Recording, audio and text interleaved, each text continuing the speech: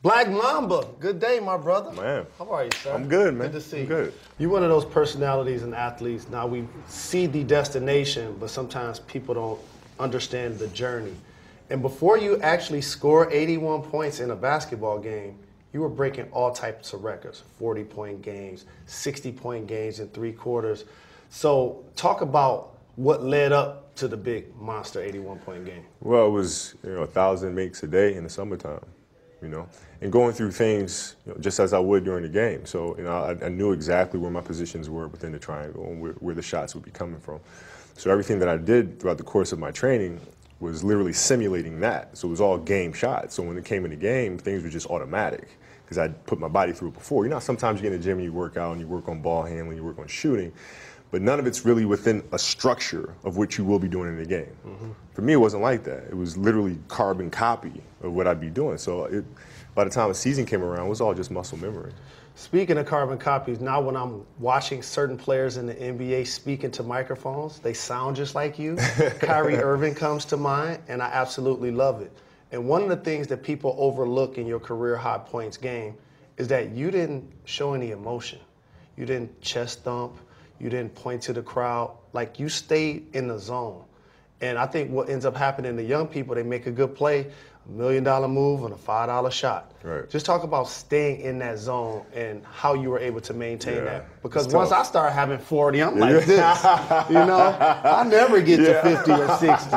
So how do you maintain that level of discipline? It's hard, man. There's times where you come out of it, and even myself, when I'd come out of it, I'd be aware of bringing myself right back, right? Because sometimes you have those emotional outbursts, right?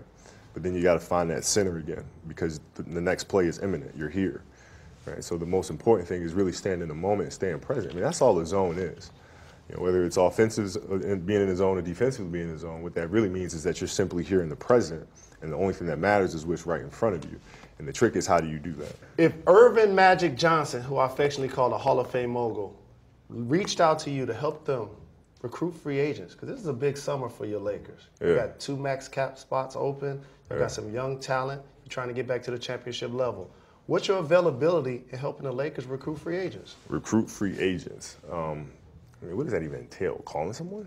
I mean, take them out to dinner. A little or something? babysitting, a little begging. I mean, here's the thing. Like, I know. Coddling. Things all you love to do. I'm such a coddler. I love that. Like, look at these rings. That's right. Look at those alley. banners. Yeah, that's right up my alley. The thing about this franchise is that you shouldn't need recruiting to come here.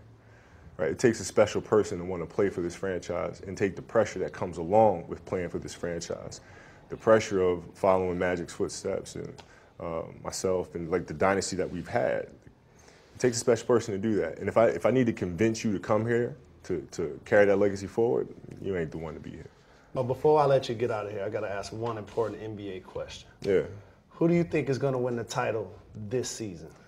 Man, who the hell knows, man? It looks like Golden State, but who knows? I mean, you can always be one injury away from something.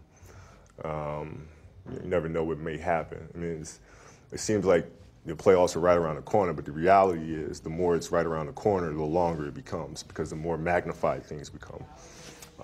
So, it remains to be seen. You don't think Houston has a legit chance to upset Golden State? That's my point, right? So things could kind of turn, right? Where Houston really finds a good rhythm. The thing about Houston, they haven't really hit true adversity yet, and it will come. So you have to see how they deal with that and handle that.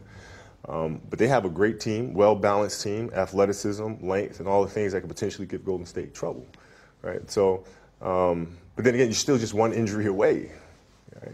On both sides, Houston, Golden State, you're one injury away from things being a little dicey. So.